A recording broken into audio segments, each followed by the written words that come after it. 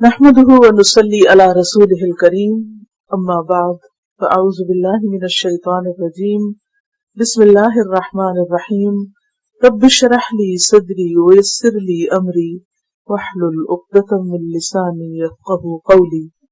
سورۃ الحجر مکی سورت ہے، سورۃ یوسف کے بعد اتری شدید ترین حالات میں۔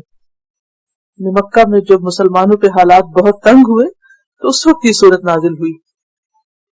6 رکوع ہیں، 99 آیات ہیں اور 654 کلمات ہیں۔ سبق نمبر 132 آیت 1 سے 50 تک، لیسن نمبر 132 آیا 1 to 50۔ سورۃ الحجر۔ بسم اللہ الرحمن الرحیم۔ الف لام را، الف لام را، تلک آیات الکتابی، یہ آیات ہیں کتاب کی۔ اس سورت کی آیات کی طرف اشارہ ہے۔ وقرآن مبین، اور قرآن مبین کی، قرآن جو بیان کرنے والا ہے، روشن کرنے والا ہے، واضح کرنے والا ہے۔ کس چیز کو؟ حق اور باطل کو، حلال و حرام کو، تمام احکامات کو، ہر طرح کے حقائق کو، حقیقتوں کو جو انسان کی نظروں سے اوجھل ہیں۔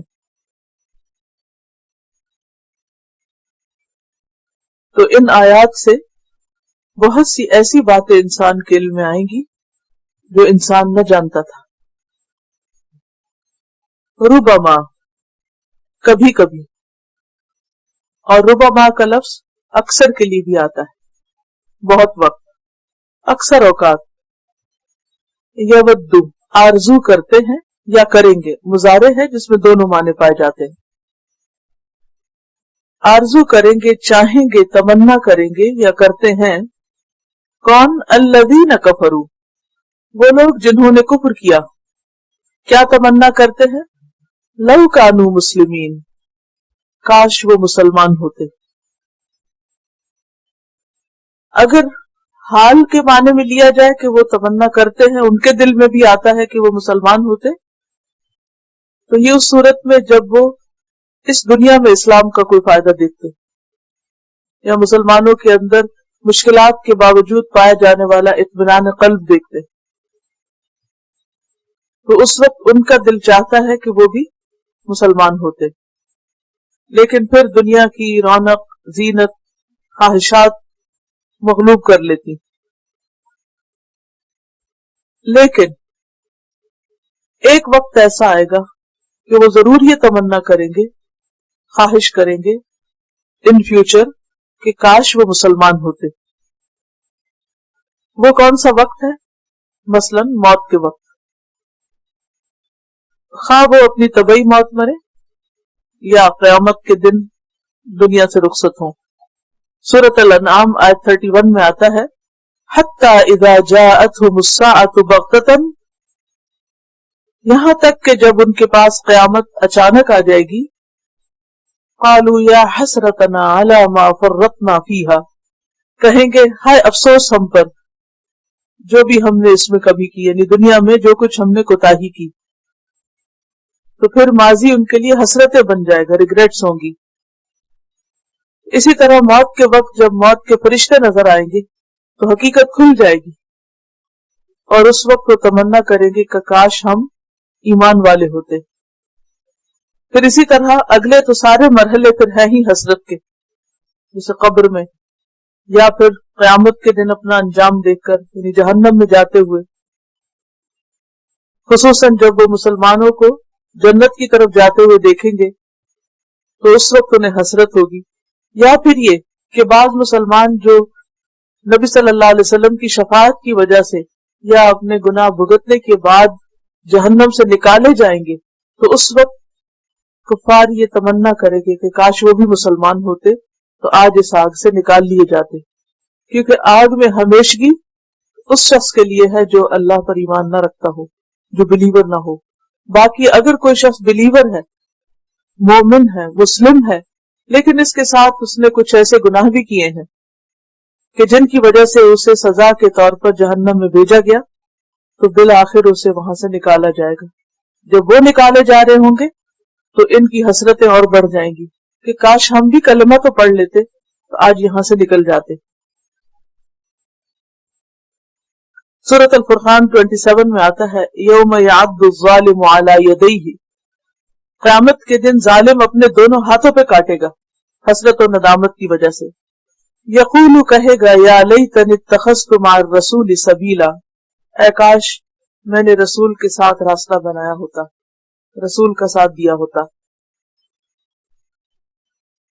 بات یہ ہے کہ دنیا میں انسان کو جو آزادی ملی ہے اپنی مرضی کرنے کی، اما شاکرا و اما کفورا، خواہ شکر گزار بنے یا ناشکرہ بنے، خواہ ایمان لائے یا نہ ایمان لائے، تو انسان سمجھتا ہے کہ وہ اس آزادی سے فائدہ اٹھا کر بہت موج کر رہا ہے، یا پھر یہ آزادی اس کی ہمیشہ کے لیے باقی رہے گی، حالانکہ یہ آزادی لمیٹڈ پیریڈ کے لیے اور بہت جلد ختم ہو جائے گی۔ اور پھر جتنی آزادی ہے بھی جتنے دن کے لیے، جتنے سال کے لیے، وہ بھی دراصل امتحان کے لیے، انجوائے کرنے کے لیے نہیں ہے کہ اس آزادی سے فائدہ اٹھا کر انسان اپنی منمانی شروع کر دے۔ یہ تو اس لیے دی گئی ہے کہ انسان اپنی مرضی سے اچھائی کو چوز کرے۔ لیکن عمومی طور پر انسان کا حال کیا ہے کہ دنیا کی ظاہری رونق، زیب و زینت دیکھ کر وہ آخرت کو بھول جاتا ہے، وہ کل کی فکر چھوڑ دیتا ہے، وہ صرف آج میں جیتا ہے۔ لیکن یہ آج تو بہت جلد ختم ہو جائے گا۔ جب یہ آج ختم ہوگا، جیسے ہر روز ہمارا آج ختم ہو جاتا ہے، ہر آج کل بن جاتا ہے، تو اسی طرح یہ زندگی جو آج ہمیں ملی ہے یہ بھی ختم ہو جائے گی، یہ بھی کل بن جائے گی۔ تو پھر اس وقت جب موت کے فرشتے انسان کی آزادی آ کے ختم کر دیتے ہیں اور موت اس کو دبوچ لیتی ہے، تو اس وقت انسان پھر صرف حسرتیں کرتا رہ جاتا ہے اور یہ تمنا کرتا ہے کہ کاش وہ بھی اللہ کی اطاعت اور فرمانبرداری میں زندگی بسر کرتا ہے۔ مسلمین کون ہوتے ہیں؟ مسلم کی جمع، اور مسلم فرمانبردار، اطاعت گزار، جو اللہ کے لیے اوبیڈینٹ ہو۔ لیکن آج چونکہ سمجھتے نہیں، اس لیے سخت قسم کی ڈانٹ پلائی جا رہی ہے۔ ذرہم، چھوڑو ان کو، رہنے دو ان کو، یعنی جس حال میں ہے، یاکلوا، کھائیں، ویتمتعوا، اور مزے اڑائیں، عیش کریں یعنی دنیا میں، ویلہہم الامل، اور ان کو غافل بنائے رکھے جھوٹی امید، الامل آرزو، امید، توقع، تو ان کو جھوٹی تمنائیں، امیدیں غفلت میں ڈالے رکھیں۔ فسوف یعلمون، پس عنقریب وہ جان لیں گے، جلد ان کو پتہ چل جائے گا۔ اور یہ جو لفظ ہے نا یلہہم، یہ اصل میں لہو سے ہے، لام ہا واو، لہا یلہو کھیلنے کو کہتے ہیں، کھیلنا، شوقین ہونا۔ تو ہر وہ چیز جو انسان کو اصل مقصد سے ہٹا دے وہ لہو ہوتی۔ سورۃ التکاثر میں بھی آتا ہے الہاکم التکاثر، وہ بھی اسی لفظ سے، مشغول کر دیا تم کو کثرت کی خواہش نے، یعنی انسان کا خیال اصل مقصد سے ہٹ جائے جس بھی چیز کی وجہ سے، تو وہ کیا ہے اس کے لیے؟ لہو۔ تو ان کو چھوڑ دیجئے کہ یہ کھائیں پیئیں، کیونکہ عموماً انسان کی جو خواہشات ہیں وہ ان میں سر فہرست نمبر 1 کھانا پینا۔ کوئی کام ہو، خوشی ہو، غمی ہو، کچھ ہو، سب سے زیادہ فکر کس کی ہوتی؟ کھائیں گے کیا؟ یاکلوا، انہیں کھانے کے لیے چھوڑ دو، کھاتے رہیں، ویتمتعوا، اور مزے اڑائیں۔ اور یہ مزے اڑانا اور عیش کرنا صرف کھانے میں ہی نہیں بلکہ باقی چیزوں میں بھی۔ اس کا یہ مطلب نہیں کہ انسان دنیا میں کھا نہیں سکتا یا مزہ نہیں کر سکتا یا کوئی پرلطف چیز نہیں کھا سکتا۔ ہر حلال چیز اللہ نے انسان کے لیے جائز قرار دی ہے، لیکن اپنی حد کے اندر۔ صرف لذت کا حصول، لذتوں کے پیچھے دوڑنا، یہ زندگی کا مقصد نہیں ہونا چاہیے کہ انسان ہر وقت اسی بات کے بارے میں سوچتا رہے کہ اور کس طرح انجوائے کرے۔ یعنی ہر انجوائے کرنے والی انٹرٹینمنٹ والی چیز کے پیچھے انسان دوڑتا ہے اور ہر چیز میں انٹرٹینمنٹ داخل کر لے، یہ درست نہیں۔ آج آپ دیکھیں کہ انسان اس قدر ان چیزوں کے پیچھے دوڑ رہا ہے کہ سنجیدہ چیزوں کو بھی اس نے غیر سنجیدہ بنا دیا۔ تعلیم بھی بس وہ چاہیے کہ جس میں انٹرٹینمنٹ، اسی لیے ایک نئی اصطلاح وجود میں آ گئی ہے ایڈوٹینمنٹ، یعنی ایسی ایجوکیشن جس میں انٹرٹینمنٹ ہو۔ کوئی سنجیدہ چیز سنجیدہ رہی ہی نہیں، نہ انسان سنجیدگی سے سوچنا چاہتا ہے، نہ کوئی سنجیدہ سیریس کام کرنا چاہتا ہے۔ ہر چیز فن، میلہ، مزہ اڑانا، بس ہر وقت انہی چیزوں کے پیچھے دوڑ رہا ہے۔ تو بات یہ ہے کہ کھانا پینا تو ضرورت زندگی ہے، لیکن اگر زندگی کا مقصد صرف کھانا پینا اور مزہ کرنا رہ جائے تو یہ پسندیدہ نہیں، یہ کسی مسلمان کا شعار نہیں ہو سکتا۔ سورۃ المرسلات 46 میں آتا ہے، کُلُوا وَتَمَتَّعُوا قَلِيلًا إِنَّكُمْ مُجْرِمُونَ، کھاؤ اور مزے اڑاؤ تھوڑے سے، یعنی چند دن کی زندگی میں، یقیناً تم مجرم ہو اور تمہارا یہ جرم قیامت کے دن تمہارے سامنے آ جائے گا۔ ایک حدیث میں آتا ہے، رسول اللہ صلی اللہ علیہ وسلم نے ارشاد فرمایا، اللہ تعالیٰ اس شخص سے نفرت کرتے ہیں جو سخت مزاج ہو، اسٹبن ہو، زیادہ کھانے والا ہو، بازاروں میں چیخنے والا ہو، رات میں مردے کی طرح سوتا رہتا ہو، دن میں گدھے کی طرح یعنی دنیاوی کاموں میں پھنسا رہتا ہو، دنیا کے معاملات کا جاننے والا اور آخرت کے امور سے بالکل جاہل ہو۔ ایسا شخص اللہ کو پسند نہیں، کہ جس کی زندگی کیا ہے، صرف کھانے کا شوق، بات کرے تو چیخے چلائے، سخت مزاج،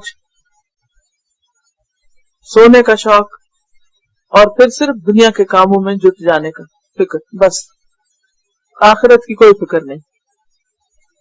بخاری کی روایت ہے، نبی صلی اللہ علیہ وسلم نے فرمایا، اللہ کی قسم مجھے تمہارے بارے میں فقر و فاقہ کا ڈر نہیں کہ تم بھوکے مر جاؤ گے، بلکہ اس بات سے ڈرتا ہوں کہ دنیا کو تم پر پھیلا دیا جائے، یعنی زیادہ دنیا تمہیں ملے، جس طرح تم سے پہلے لوگوں پر دنیا کو پھیلایا گیا تھا، پھر تم بھی دنیا کو حاصل کرنے کے لیے ایک دوسرے سے آگے بڑھنے لگو، یعنی دنیاوی ترقی اور شان و شوکت میں مقابلے کرنے لگو، جس طرح تم سے پہلے لوگ دنیا کو حاصل کرنے کے لیے ایک دوسرے سے آگے بڑھتے تھے، پھر دنیا تم کو اس طرح غافل کر دے جس طرح ان کو غافل کر دیا تھا، پھر اس غفلت کا انجام کیا ہوتا ہے؟ وہی جو ابھی آپ نے دیکھا، وَمَا أَهْلَكْنَا مِنْ قَرْيَةٍ إِلَّا وَلَهَا كِتَابٌ مَعْلُومٌ، وَمَا أَهْلَكْنَا اور نہیں ہلاک کیا ہم نے، من قریۃ کسی بستی کو، الا مگر، وَلَهَا اس کے لیے یعنی اس بستی کے لیے، کتاب مقرر وقت، کتاب کا لفظی معنی ہوتا ہے مکتوب، لکھی ہوئی چیز، یعنی لکھی ہوئی مدت، معلوم جو معلوم ہے، یعنی ہر وقت اللہ کے علم میں ہے، اللہ کو پتا ہے کہ کوئی کام کب ہونا ہے۔ یعنی اے اہل مکہ، اگر تمہاری پکڑ نہیں ہو رہی تو اس کا یہ مطلب نہیں کہ اللہ تمہیں نہیں پکڑ سکتا، وہ جس نے عاد اور سمود کو پکڑا وہ تمہیں بھی پکڑ سکتا ہے۔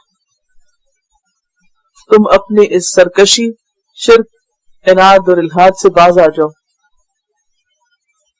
ورنہ تمہارا انجام بھی وہی ہوگا جو پہلے بستیوں کا انجام ہو چکا۔ اس سے ایک بات یہ بھی پتہ چلتی ہے کہ کوئی بھی قوم ہاں کتنی بھی ترقی یافتہ ہو، کوئی بھی تہذیب کتنے بھی عروج پہ پہنچ جائے، لیکن اس کا ایک وقت مقرر ہے، وَلَهَا كِتَابٌ مَعْلُومٌ، جو اللہ کے علم میں ہے کہ یہ کیا کیا کریں گے اور کس کس راستے سے زوال کی طرف جائیں گے، ان کا ڈکلائن ہوگا۔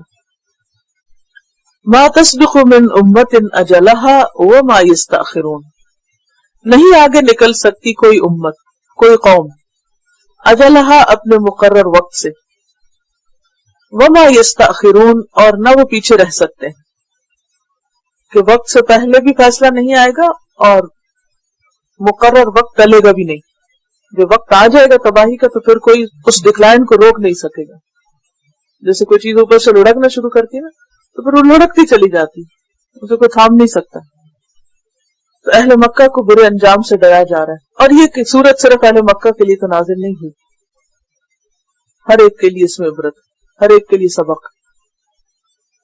کہ کوئی بھی شخص یا کوئی بھی قوم جب آخرت سے غافل ہو کر اللہ کو بھلا کر صرف دنیاوی ترقی میں مشغول ہو جاتی تو پھر وہ اپنے آپ کو دنیا میں بھی برے انجام سے بچا نہیں سکتی. وقالو, اور وہ کہتے ہیں, اشارہ ہے نبی صلی اللہ علیہ وسلم کے دشمنوں کی طرف, یا ایھا الذی, اے وہ شخص, نزل علیہ الذکر, جس پر ذکر نازل کیا گیا. ذکر سے مراد یہاں کیا ہے؟ قرآن. یہ آیت دلیل ہے کہ ذکر سے مراد قرآن بھی ہوتا ہے. جیسے عام طور پر جب ذکر کی بات ہوتی ہے تو ہمارے ذہن میں کیا آتا ہے؟ تسبیح یا کوئی مخصوص وظیفہ. تو ذکر کا معنی قرآن مجید بھی ہے, ذکر کا معنی نماز بھی ہے, ذکر تسبیحات بھی ہیں. تو یہ اہل مکہ کہتے ہیں کہ اے وہ شخص جس پہ ذکر نازل ہوا یعنی قرآن نازل ہوا, انک لمجنون, بے شک تو البتہ مجنون ہے. سورۃ یاسین پڑھیے تو پتہ چلتا ہے, اللہ تعالیٰ فرماتے یاسین والقرآن الحکیم, قسم ہے قرآن حکیم یعنی حکمت والے, وزڈم سے بھرے ہوئے قرآن کی. انک لمن المرسلین, بے شک آپ رسولوں میں سے. قرآن کے اندر پائی جانے والی حکمت اس بات کی دلیل ہے کہ آپ ایک عام انسان نہیں ہیں, آپ رسول ہیں. لیکن وہ قوم جو زبان جانتی تھی ان کی عقل ماری گئی. انہوں نے کیا کہا آپ کو؟ مجنون. تو سے بھی پتہ چلتا ہے کہ بعض اوقات پڑھے لکھے سمجھدار جانے بوجھے لوگ دوسروں کو مجنون کہنے سے نہیں چکتے. وہ جانتے ہوتے ہیں کہ جو بات وہ کہہ رہا ہے اس میں کوئی جنون نہیں, لیکن ضد اور سرکشی اور ہٹ دھرمی کی وجہ سے دوسرے کے اوپر الزام تراشی کی جاتی ہے. اور یہ جو مجنون ہونے کا, پاگل ہونے کا یا سرفرا ہونے کا ٹائٹل ہے, یہ پہلے پیغمبروں کو بھی دیا گیا اور نبی صلی اللہ علیہ وسلم کے بعد بھی آپ کے ماننے والوں کو وقتاً فوقتاً ایسے خطابات سے نوازا گیا. فرعون نے موسیٰ علیہ السلام کے بارے میں کہا تھا, ان رسولکم الذی ارسل الیکم لمجنون, کہ بے شک تمہارا رسول جو تمہاری طرف بھیجا گیا ہے البتہ مجنون ہے. سورۃ الشعراء آیت 27. تو بات یہ ہے کہ کسی کو مجنون کہنے سے کوئی مجنون ہو نہیں جاتا, صرف صبر اور انتظار کی ضرورت ہوتی. اگر کوئی شخص آپ کو بڑی سے بڑی گالی بھی دے جائے, بڑے سے بڑا الزام بھی لگا دے اور آپ اس پہ فٹ نہیں بیٹھتے, وہ آپ پہ فٹ نہیں بیٹھتا, تو بھی صبر سے کام لیجیے. کیوں؟ سچ ایک دن ثابت ہو جائے گا, واضح ہو جائے گا, اور پھر کون برا ثابت ہوگا؟ وہی جس نے دوسرے کو برا کہا. عام طور پر آپ دیکھیے کہ کسی کی مخالفت دو وجوہات کی بنا پہ ہوتی, یا غلط فہمی یا سرکشی. بعض اوقات آپ دوسرے کو سمجھتے نہیں ہیں, اس کا نقطہ نظر نہیں سمجھتے, یہ جانتے نہیں, آپ کو کوئی مس انڈرسٹینڈنگ ہوتی ہے, لا علمی ہوتی, تو آپ اس کے پیچھے پڑ جاتے ہیں, آپ اس کو برا بھلا کہنے لگتے ہیں. پھر کیا ہوتا ہے کہ جب آپ کو پتہ چل جاتا ہے تو آپ اپنی پرانی جو سوچ ہے, یہ فکر ہے, اس سے پلٹ آتے ہیں, کہتے نہیں میری غلطی تھی, مجھے پتہ نہیں تھا. تو کئی تاریخ میں ایسے واقعات ملتے ہیں کہ بہت سے لوگ جو پیغمبر کے مخالف تھے, لا علمی کی وجہ سے وہ صحیح طور پر جانتے نہیں تھے آپ کو, بعد میں جب انہوں نے قرآن کو سنا یا آپ کو جانا تو وہ آپ کے گرویدہ ہو گئے.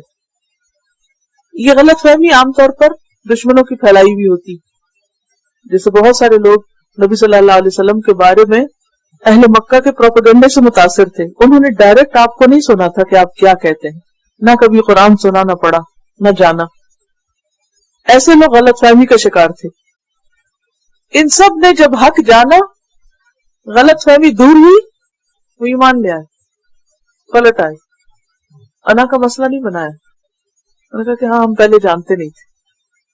لیکن کچھ لوگ سرکشی کے ساتھ مخالفت کرتے ہیں، جیسے ابو جہل وغیرہ، حالانکہ وہ جانتے ہوتے ہیں، انہیں علم ہوتا ہے کہ پیغمبر حق ہے.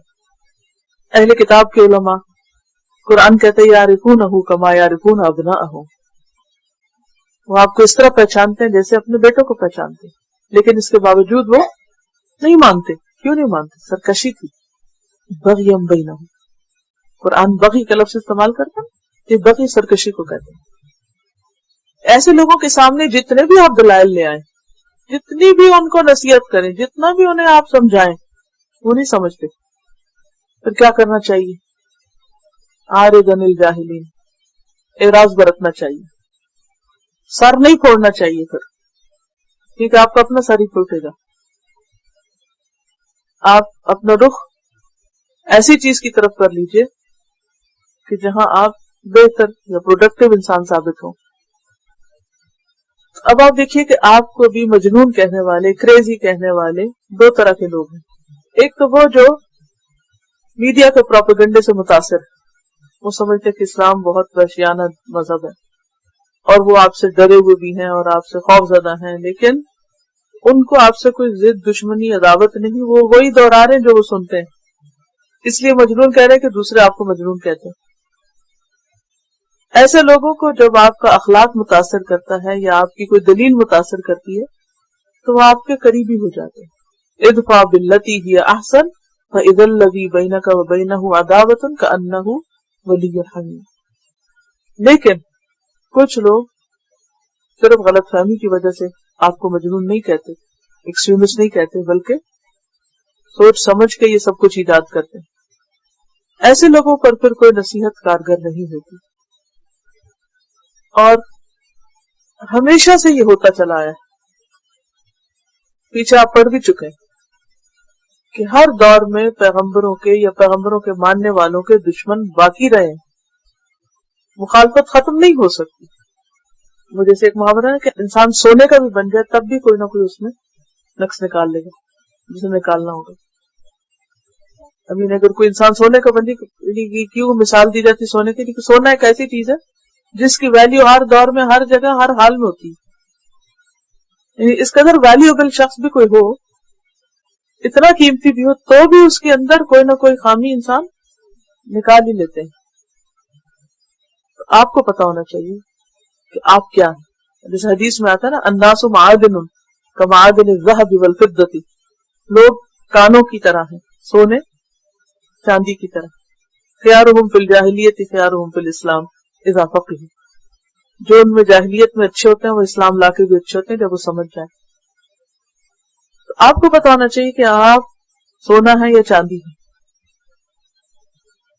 کوئی اور کوئی آپ کو مانے یا پہچانے یا نہ مانے، اس سے کوئی فرق نہیں پڑتا. اگر آپ فائدہ مند ہیں، آپ کو اپنی قیمت کا خود علم ہے اور آپ اس سے اپنی آخرت کما رہے ہیں، تو بھلے کوئی آپ کو نہ اکنالج کرے، آپ کو کوئی پریشانی نہیں ہونی چاہیے. اپنی ویلیو بڑھائی.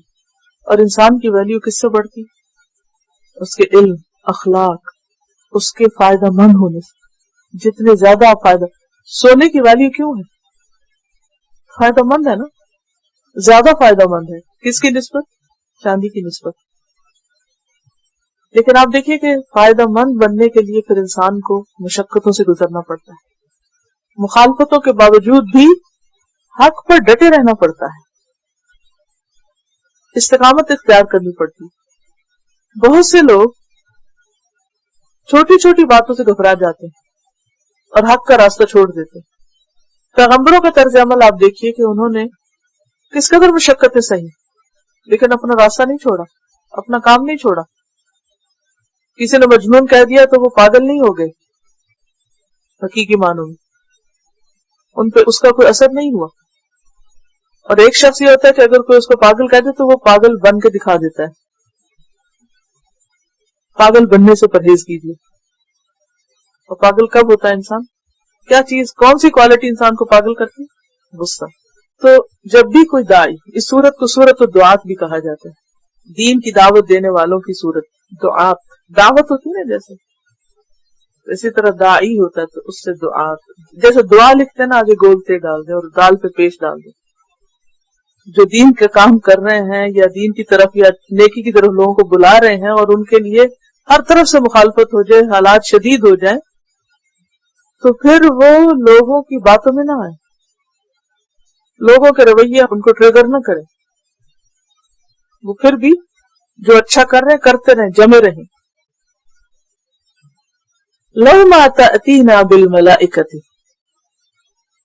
کیوں نہیں تم لے آتے ہمارے پاس فرشتے. ایک طرف کہتے ہیں مجنون ہو، پھر مجنون سے کہتے ہیں فرشتے سامنے لاؤ. یعنی مجنون تو پھر تم خود ہی ہو نا، یہ اپنی بات میں کنٹرڈکشن ہے. لَوْ مَا تَأْتِينَا بِالْمَلَائِكَةِ، تم ہمارے پاس کوئی فرشتے کیوں نہیں لے آتے ہمیں متاثر کرنے کے لیے. ان كنت من الصادقین، اگر تم سچوں میں سے ہو اپنے اس دعوے میں، اپنی اس بات میں. کس بات میں؟ توحید کی دعوت میں. اللہ تعالیٰ فرماتے ہیں ما ننزل الملائکۃ الا بالحق، نہیں ہم اتارتے فرشتوں کو مگر حق کے ساتھ. یعنی کسی خاص مقصد کی وجہ سے وہ اترتے ہیں. فرشتے کوئی بیکار نہیں ہے کہ ان کا کوئی کام نہ ہو اور جب کوئی مطالبہ کرے تو وہاں آ کے حاضر ہو جائیں، کھڑے ہو جائیں. وہ اپنے اپنے کاموں پہ لگے ہوئے ہیں، ان کی اپنی ڈیوٹیز ہیں. اور زمین پر بھی آتے ہیں، وہ اترتے ہیں لیکن اپنے کام کی وجہ سے آتے ہیں. ان کے کام کیا کیا ہیں؟ مثلا زمین پر جیسے پیغمبر پر وحی لانا، پھر اسی طرح قوموں پہ عذاب لانا، پھر اسی طرح اور بھی کام ہیں ان کے. مثلا مرنے والوں کی جان نکالنے کے لیے زمین پہ آتے ہیں، یا پھر یہ کہ انسانوں کے اعمال نامے تیار کرنے کے لیے آتے ہیں، یا پھر ذکر کی مجلسوں میں حاضر ہوتے ہیں. تو ان کے کام ہے کچھ. ما ننزل الملائکۃ الا بالحق وما كانوا اذا منذرین، اور نہ ہوں گے تب وہ مہلت دیے جانے والے. یعنی اہل مکہ کو، منکرین کو پھر مہلت نہ ملے گی اگر فرشتے آ گئے. یہ روز فرشتے مانگتے ہیں تو ان کے لیے تو فرشتے آئے تو عذاب ہی لے کر آئیں گے. اور منذرین کا لفظ نظر سے ہے، نظر دیکھنا، نگاہ ڈالنا. کسی چیز کے طلب کرنے کے لیے انذار کا لفظ آتا ہے. سورۃ الفرقان آیت 22 میں آتا ہے یوم یرون الملائکۃ لا بشری یومئذ للمجرمین، جس دن وہ فرشتوں کو دیکھیں گے اس دن مجرموں کے لیے کوئی خوشخبری کا دن نہ ہوگا. وہ ان کے لیے اچھا نہیں کہ فرشتے آئیں. ابھی تو آپ دیکھیں نا کہ ہم فرشتے نہیں دیکھتے. پہلا دن وہ کون سا ہوگا جب ہم فرشتے کو دیکھیں گے؟ موت کا. تو جس نے اچھے کام کیے اس کے لیے تو وہ دن اچھا ہے فرشتے کو دیکھنے کا، اور مجرموں کے لیے وہ دن اچھا نہیں. یوم یرون الملائکۃ لا بشری یومئذ للمجرمین انا نحن نزلنا الذکر وانا لہ لحافظون، بے شک ہم نے ذکر کو نازل کیا. انا بے شک ہم نے، نحن ہم نے، نزلنا ہم نے نازل کیا. بار بار تاکید ہے ہم کی، یہاں اشارہ ہے اللہ سبحانہ وتعالی کی طرف، کیونکہ ذکر کا انہوں نے مذاق اڑایا تھا کہ وہ شخص جس پہ ذکر اتارا گیا ہے وہ مجنون ہے. تو اللہ تعالیٰ فرماتے ہیں یہ ذکر ہم نہیں اتارا ہے. وَإِنَّا لَهُ لَحَافِظُونَ، اور یہ ذکر ہمیشہ کے لیے باقی رہے گا، ہم اس کی حفاظت کرنے والے ہیں. تم ذکر کے پیچھے پڑ گئے ہو، تم اس ذکر کو نقصان نہ دے سکو گے. یہ ذکر یعنی قرآن، اس کی حفاظت ہم کریں گے. یہ ہر طرح کی تبدیلی، تحریف، زیادتی، نقصان، ہر چیز سے محفوظ ہے. اور یہ ایک حقیقت ہے، تاریخی حقیقت ہے کہ قرآن مجید وہ واحد کتاب ہے جو 1500 سال سے بغیر کسی تبدیلی کے آج بھی ہم پڑھتے ہیں، سنتے ہیں، لکھتے ہیں، اس دور کی کوئی کتاب محفوظ نہیں، صرف یہی ایک کتاب محفوظ ہے۔ قرآن مجید 610 عیسوی میں اترنا شروع ہوا اور 632 تک اترتا رہا، اور یہ پریس سے بہت پہلے کا زمانہ ہے۔ اس دور میں کسی کتاب کی حفاظت آسان نہیں تھا، آج تو بہت آسان ہے، کیونکہ ایک کتاب کی ایک وقت میں ہزاروں کاپیاں بن جاتی ہیں، اگر کوئی ایک کو جلائے گا دوسرے کو کچھ بہت باقی بھی رہ جائیں گے، اور اب تو اس کی ہارڈ کاپیز اور ڈیجیٹل کاپیز اور کئی طرح کے اس میں محفوظ کی جا سکتی۔ اب آپ دیکھیں کہ کمپیوٹر کے ذریعے ایک کلک سے بعض اوقات ایک ہی کتاب کو، ایک ہی تحریر کو آپ ہزاروں لاکھوں میں بانٹ سکتے ہیں، آگے سے آگے پہنچا سکتے ہیں، لیکن اس دور میں ایسی کوئی سہولت موجود نہ تھی۔ پھر یہ کہ یہ کتاب اپنے دشمنوں کے گھیرے میں اتری اور اس کی حفاظت کرنے کے لیے ایک مضبوط جماعت چاہیے تھی، لیکن ایسی جماعت نہیں تھی کوئی، اور کس کس شکل میں کہاں کہاں لکھی گئی یہ بھی آپ کو معلوم ہے۔ کوئی ایسی فیسلٹیز بھی نہیں تھی کہ ایک طرح کا کاغذ ہوتا اور ایک کے اوپر ایک ورق رکھا جاتا اور نمبر لگا کے ترتیب سے دیا رکھا، نہیں، کوئی لکڑی کے ٹکڑے پہ لکھا جا رہا ہے، کوئی پتھر پہ لکھا جا رہا ہے، کوئی کھال پہ لکھا جا رہا ہے، کوئی چھال پہ لکھا جا رہا ہے، کوئی کہیں کوئی کہیں، لیکن اس کے باوجود چونکہ اللہ نے حفاظت کا ذمہ لیا تھا تو محفوظ شکل میں آج ہمارے پاس موجود ہے، اور یہی اس کا معجزہ ہونا بھی ہے۔ وَلَقَدْ أَرْسَلْنَا مِن قَبْلِكَ فِي شِيَعِ الْأَوَّلِينَ وَلَقَدْ أَرْسَلْنَا، اور البتہ تحقیق بھیجے ہم نے، من قبلک، آپ سے پہلے، فی شیع الاولین، پہلی قوموں میں، کیا بھیجے؟ رسول بھیجے، ہدایت بھیجی، یعنی اے محمد صلی اللہ علیہ وسلم، اہل مکہ کو آپ کے وجود پر اعتراض کیوں ہے، تعجب کیوں ہے، آپ کا انکار کیوں ہے؟ کیا آپ پہلے پیغمبر دنیا میں آئے؟ یہ پہلی دفعہ یہ کام ہوا؟ نہیں، ایسا نہیں ہوا، آپ سے پہلے بھی رسول بھیجے گئے اور ہر گروہ میں بھیجے گئے، اور شیعہ کا یہ لفظ جو ہے یہ شیعتن کی جمع ہے، فرقے اور گروہ کو کہتے ہیں۔ شاع کا لفظ ہوتا ہے منتشر ہونے کے لیے استعمال ہوتا ہے۔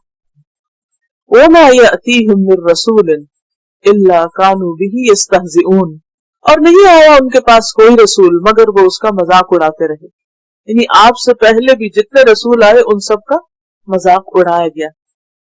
كَذَلِكَ نَسْلُكُهُ فِي قُلُوبِ الْمُجْرِمِينَ، اسی طرح، کس طرح؟ جیسے یہ پیچھے ہوتا آیا، نسلکہ، ہم گزارتے ہیں اس کو، داخل کرتے ہیں اس کو، کس کو؟ اس مذاق اڑانے کو یا تکذیب کو، فی قلوب المجرمین، مجرمین کے دلوں میں۔ نسلکہ کا لفظ ہے یہ سلکہ سے ہے، لازم اور متعدی دونوں معنوں میں استعمال ہوتا ہے، داخل ہونا بھی اور داخل کرنا بھی، اور معنی اس کا ہوتا ہے پرونا، جیسے موتی کے اندر سے دھاگا گزارا جاتا ہے نا، اس کے لیے سلکہ کا لفظ آتا ہے، ڈالنا، داخل کرنا، جیسے جیب میں ہاتھ ڈالنا۔ اسی طرح راستے کے ساتھ ساتھ چلے جانے کے لیے بھی آتا ہے، مثلا آپ کسی راستے پہ جا رہے ہیں، گاڑی لے کے جا رہے ہوتے ہیں تو یہ بھی سلکہ ہے، اسی سے لفظ سالک، چلنے والے کو کہتے ہیں، سلک تار کو بھی کہتے ہیں، اور لا سلکی وائرلیس کو کہتے ہیں، یہ بھی انگریزی میں اسی سے آیا۔ اور وہ جو سلک ہوتا ہے، سلک وہ بھی کس شکل میں ہوتا ہے؟ کپڑا نہیں، سلک تار کی شکل، وہ جو ریشم کا جو کیڑا ہوتا ہے وہ جو پروڈیوس کرتا ہے، اگر آپ نے پیور سلک کبھی دیکھا ہو تو دھاگے دھاگے سے ہوتا ہے، تار کی شکل میں۔ كَذَلِكَ نَسْلُكُهُ فِي قُلُوبِ الْمُجْرِمِينَ، یعنی یہ جو انکار ہے، استہزاء ہے، یہ ایک وائرس کی طرح جو مجرموں کے دلوں میں گھستا چلا جاتا ہے، یعنی وہ لگ جاتا ہے، وہ وائرس کی طرح جہاں جہاں وہ دیکھتا ہے اپنا ٹھکانہ وہاں جا لگتا ہے، اور پھر وہ بھی مذاق اڑانے لگتا ہے۔ تو نبی صلی اللہ علیہ وسلم سے کہا جا رہا ہے کہ آپ پریشان نہ ہوں کہ یہ آپ کا مذاق اڑاتے ہیں۔ آج بھی دیکھیے ہم سب بھی اپنے لیے اس کو لے سکتے ہیں کہ یہ ہمیشہ سے ایک عادت چلی آئی اور اوپر سے نیچے جنریشن میں پاس آن ہوتا چلا ہے.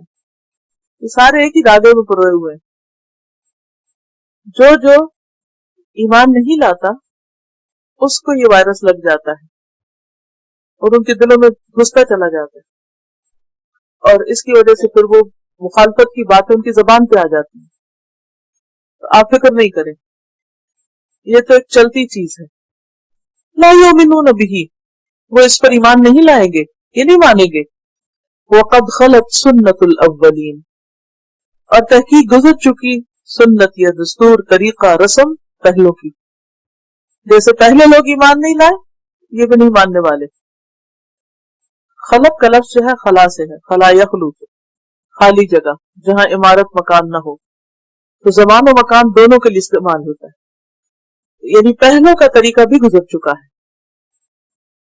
اور اللہ کا طریقہ جو پہلوں کے ساتھ تھا وہ کیا تھا کہ اللہ نے ان کی مدد نہیں کی, ان کو ایمان لانے کی توفیق نہ دی. اور اسی طرح اللہ کی سنت یہ رہی کہ جو نہیں مانے پھر اللہ نے ان کو تباہ کر دیا. سمجھ آ گئی؟ کیوں نہیں توفیق دی؟ کیونکہ وہ سرکش لوگ تھے, وہ ماننا نہیں چاہتے تھے. اب آپ سوچ رہے ہوں گے کہ پھر ان کو اللہ تعالیٰ زبردستی منوا دیتا, یہ اللہ کا طریقہ نہیں, پھر امتحان ہی ختم ہو جاتا.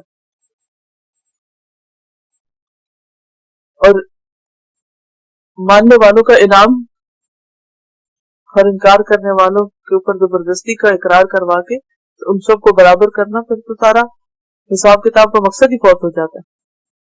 وَلَوْ فَتَحْنَا عَلَيْهِمْ بَابًا مِّنَ السَّمَاءِ, اور اگر ہم ان پر آسمان سے کوئی دروازہ کھول دیتے, فَظَلُّوا فِيهِ يَعْرُجُونَ, پھر وہ اس میں چڑھنے لگتے. کون؟ کافر یا فرشتے ان کے سامنے. ظلہ ہوتا ہے ہمیشہ رہنے کو, ذل سائے کو کہتے ہیں, کسی کام کا سارا دن کرنا, یعنی مسلسل کرتے رہیں. یا رجون کا لفظ عروج سے ہے, عارج لفظ بھی اسی سے, چڑھنے والا, بلندی کی طرف جانے والا. یعنی یہ اتنے سرکش ہیں, اتنے ڈھیٹ ہیں کہ اگر ان کی آنکھوں کے سامنے آسمان کا کوئی دروازہ بھی کھل جائے اور یہ خود اس میں چڑھ بھی جائیں, یا ان کی آنکھوں کے سامنے فرشتے چڑھ رہے ہیں, اس میں جا رہے ہیں, اندر داخل ہو رہے ہوں, اور دن دہاڑے یہ کام ہو رہا ہو اور سارا دن یہ ہوتا رہے, تو بھی یہ مانیں گے نہیں. لقالو, البتہ ضرور کہیں گے, انما سکرت ابصارنا, ہماری آنکھوں پہ روک لگا دی گئی, ہماری آنکھیں مدہوش کر دی گئی, یعنی ہم پر جادو کر دیا گیا, یہ حقیقت نہیں ہے. سکرت, سین کاف را. سکر کہتے ہیں ایسی حالت جب انسان عقل اور ہوش کھو بیٹھے. ابصارنا, ابصار بصر کی جمع ہے, آنکھیں, یعنی ہماری آنکھیں دیکھنے سے روک دی گئی. یہ تو ہم خواب دیکھ رہے ہیں, لگتا ہے ہمیں کسی نے مسحور کر دیا ہے. بل نحن قوم مسحورون, بلکہ ہم سحر زدہ قوم ہیں, یعنی جن پہ جادو کر دیا گیا. اتنا بڑا معجزہ بھی ان کی آنکھوں کے سامنے ہو تو چونکہ یہ سرکش ہیں, ڈھیٹ ہیں, ماننا نہیں چاہتے, اس کو بھی انکار کر دیں گے. بات یہ ہے کہ اس دنیا میں اللہ نے چونکہ انسان کو عقل دی ہے, زبان دی ہے اور آزادی بھی دی ہے, تو بہت سے لوگ اس آزادی کا ناجائز فائدہ اٹھاتے ہیں. اور وہ کیا کرتے ہیں, بڑی سے بڑی دلیل کو چند جھوٹے الفاظ سے جھوٹا ثابت کر دیتے ہیں. لیکن حقیقت یہ ہے کہ سچ تو سچ ہے. کچھ لوگوں کے پاس ایسا آرٹ اور ایسی سکلز ہوتی ہیں کہ وہ معمولی سے معمولی چیز کو بہت بڑا بنا کے دکھا دیتے ہیں, یعنی بیکار چیز کو بھی وہ بہت ہی امپورٹنٹ بنا کے آپ کو دکھا دیں. تو بات یہ ہے کہ وہ کیا کرتے ہیں. کبھی آپ کا واسطہ پڑا کسی ایسے شخص سے جس نے کوئی معمولی سی چیز آپ کو مہنگے داموں بیچ دی ہو, صرف اپنی ٹیکنیکس کی وجہ سے, اسپیکنگ اسکل کی وجہ سے رائی کا پہاڑ بنا دیتے. کیسے بناتے, کیا کرتے؟ باتیں بنانی خوب آتی ہے. زخرف القول, چکنی چوپڑی باتیں. یہ کہہ رہی ہے کہ اچھے سیلز مین کی نشانی یہ کہ وہ گنجے کو کنگھی بھی بیچ سکتا ہے. تو بعض لوگ حقیقت کا انکار بڑی خوبصورتی سے کر لیتے کہ ان کے پاس کچھ ایسی مکارانہ چالیں ہوتی ہیں کہ جس کی وجہ سے وہ دن کو رات اور رات کو دن بنا دیتے ہیں اور لوگ ان سے دھوکا کھا جاتے ہیں. اور یہ شیطانی چالیں ہوتی ہیں, جیسے ابلیس نے کیا. اس نے آدم علیہ السلام کو کس طرح برگلایا اور وہ اسی درخت کا پھل کھلوا دیا جس سے منع کیا گیا تھا, ساری جنت چھوڑ دی. آج کل جیسے پروپیگنڈا وار کا لفظ آپ بہت سنتے ہیں, تو بعض اوقات ایک ہی بات کو اتنی دفعہ دہرایا جاتا ہے, اتنی دفعہ دہرایا جاتا ہے کہ وہ جھوٹ بھی بالکل سچ لگنے لگتا ہے. اللہ تعالیٰ فرماتے ہیں وَلَقَدْ جَعَلْنَا فِي السَّمَاءِ بُرُوجًا, اور البتہ تحقیق بنائے ہم نے آسمان میں برج. بروج برج کی جمع.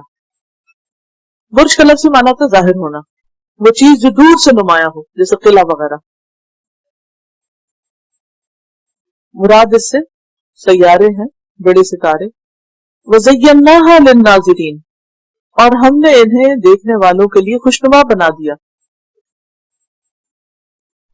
یعنی نیکڈ آئی سے جب کوئی آسمان کی طرف دیکھتا ہے رات کو,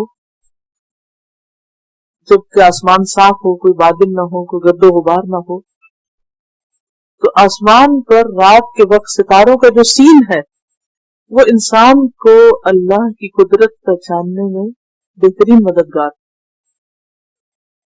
پہلے آسمان کے دروازوں کی بات نہیں کہ یہ لوگ دروازے سے چڑھ بھی جائے تو بھی نہیں مانیں گے, کچھ کہیں گے یہ تو جادو ہے. لیکن جس نے حق قبول کرنا ہوتا ہے اس کے لیے آسمان کا دروازہ کھولنے کی بھی ضرورت نہیں, وہ صرف ایک واضح سین کے ذریعے بھی رب کی عظمت کو محسوس کر لے گا. وہ رات کے اندھیرے میں چمکتے ستاروں کو, بروج کو, ستاروں سیاروں کو دیکھ کر مسحور ہو جائے گا, دوسری طرح سے مسحور, اسے اللہ کی پہچان ہو جائے گی. وَحَفِظْنَاهَا مِنْ كُلِّ شَيْطَانٍ الرَّجِيمٍ, اور حفاظت کی ہم نے اس کی, کس کی؟ آسمان کی. من کل شیطان الرجیم, ہر شیطان مردود سے. رجیم ملعون, مردود, سنسار کیا ہوا. رجم کا معنی تھا پتھر مار کے ہلاک کرنا. تو بات یہ ہے کہ آسمان اللہ نے بنایا, اس میں ستارے سیارے بھی اللہ نے بنائے, یہ خوبصورت سین اللہ نے بنایا. کس لیے؟ تاکہ اپنی کریشن کے ذریعے وہ پہچانا جائے. اور پھر ستاروں کے بنانے کے کچھ اور بھی مقاصد ہیں, اور وہ کیا ہے کہ ان کے ذریعے آسمان کو محفوظ کیا جائے, کیونکہ آسمان سے حق کا پیغام آ رہا ہے. اِلَّا مَنِ اسْتَرَقَ السَّمْعَ, مگر جو چرا لے کان لگا کر. استرق سرق سے, سرق مانا تھا کوئی چیز خفیہ طور پہ لے لینا, چوری کی کوشش کرنا. جو چوری کی کوشش کرے, السمع کان لگا کر, چوری چھپے باتیں سنے. فَأَتْبَعَهُ شِهَابٌ مُبِينٌ, تو تعاقب کرتا ہے اس کا روشن شعلہ. شہاب شعلے کو کہتے ہیں نا, مبین روشن. یعنی اللہ نے کس طرح حفاظت کی شہاب ثاقب کے ذریعے, شیطانوں کو اللہ کے احکامات سننے سے محفوظ رکھا اور ان کو شہاب ثاقب کے ذریعے بگا دیا. سورۃ الجن آیت 9 میں آتا ہے فَمَن يَسْتَمِعِ الْآنَ يَجِدْ لَهُ شِهَابًا رَصَدًا. قرآن پاک کے نازل ہونے سے پہلے جنات کا آسمان میں آنا جانا آسان تھا. وہ کیا کرتے, آسمان میں مختلف جگہوں پہ گھات لگا کے چھپ کے بیٹھ جاتے اور فرشتوں کی باتیں سنتے, اور سن کر پھر زمین پہ آ کے بتاتے, اور کاہنوں اور نجومیوں کو کچھ نہ کچھ وقت سے پہلے بتا دیتے, مثلا کسی کی موت کے بارے میں یا کسی اور کام کے بارے میں. پھر کاہن ایک ساتھ میں 100 جھوٹ ملا کے آگے بتاتے, اور اگر وہ بات سچی ہو جاتی تو لوگ کاہنوں پر اسی طرح ایمان لاتے جیسے کوئی کسی نبی پر ایمان لاتا ہے. لیکن جب قرآن نازل ہونے لگا تو اللہ تعالیٰ نے اس کی حفاظت کا ذمہ لیا اور ہر جن اور ہر شیطان سے اس کو محفوظ رکھا. پوری حفاظت کے ساتھ یہ آسمان سے جبریل علیہ السلام نے نبی صلی اللہ علیہ وسلم کے قلب مبارک پر اتارا. اسی کی طرف اشارہ ہے کہ ستارے خوبصورت بھی ہیں اور حفاظت کا ذریعہ بھی ہیں، انہی میں شہاب ثاقب بھی ہیں۔ سورۃ شعراء میں آتا ہے انہم عن السمع لمعزولون، انہیں سننے سے معزول کر دیا گیا، اب نہیں سن سکتے۔ اس آیت کی تفسیر میں امام بخاری نے ابو ہریرہ کی حدیث بیان کی ہے کہ نبی صلی اللہ علیہ وسلم نے فرمایا جب اللہ تعالیٰ آسمان سے کوئی فیصلہ نازل فرماتا ہے، یعنی آسمان میں کوئی فیصلہ فرماتا ہے، تو فرشتے اللہ تعالیٰ کے فرمان کے سامنے جھکے ہوئے اپنے پروں کو اس طرح مارتے ہیں، پھڑپھڑاتے ہیں جیسے پتھر پر زنجیر کھینچی جا رہی ہے۔ پکے فرش کے اوپر اگر کبھی بھاری زنجیر کھینچنے کی جو آواز ہوتی ہے اس سے آپ بات سمجھ سکتے ہیں۔ تو بخاری کے الفاظ تو اتنے ہی ہیں، لیکن دیگر راویوں کے الفاظ ہیں کہ جب اللہ تعالیٰ کا فیصلہ فرشتوں تک پہنچتا ہے اور جب ان کے دلوں سے اضطراب دور ہوتا ہے، یعنی جب کوئی حکم ملتا ہے تو ان کے اندر ایک طرح سے بے چینی ہوتی ہے، تو جو بے چینی دور ہوتی ہے تو وہ آپس میں ایک دوسرے سے بات کرتے ہیں کہ تمہارے رب نے کیا فرمایا؟ فرشتے کہتے ہیں اللہ نے حق فرمایا، نہیں جو بات کہی سچ کہی، اور وہ عالی مرتبہ اور گرامی قدر ہے۔ اب فرشتے ایک دوسرے کو جب بتاتے ہیں کہ اللہ تعالیٰ نے کیا فرمایا، کیا حکم دیا، تو اس کو چوری چھپے سننے والے بھی کچھ نہ کچھ سن لیتے ہیں۔ مثلا اگر اللہ تعالیٰ حکم دیتا ہے فلاں بستی پہ عذاب لاؤ، یا فلاں شخص کو اٹھا لو، یا ایسا ہو جائے ویسا ہو جائے، تو وہ جو فیصلے ابھی زمین پہ نافذ نہیں ہوتے فرشتوں کو بھی تقسیم کیے جاتے ہیں، دیے جاتے ہیں، تو یہ چھپے چھپے سن لیتے ہیں۔ اور پھر یہ سننے والے ایک دوسرے کے اوپر اس طرح ہوتے ہیں کہ سفیان نے اپنے ہاتھ سے اس طرح وضاحت کی کہ دائیں ہاتھ کی انگلیوں کو کھول کر ایک دوسرے کے اوپر کھڑا کر دیا، یعنی کر کے ایک کے اوپر ایک پوری سیڑھی بنی ہوئی ہوتی ہے۔ اب کیا ہوتا ہے وہ جو آخری ہوتا ہے وہ سن کے فوراً اگلے کو دیتا ہے اور وہ زمین تک لے آتے ہیں اس کو۔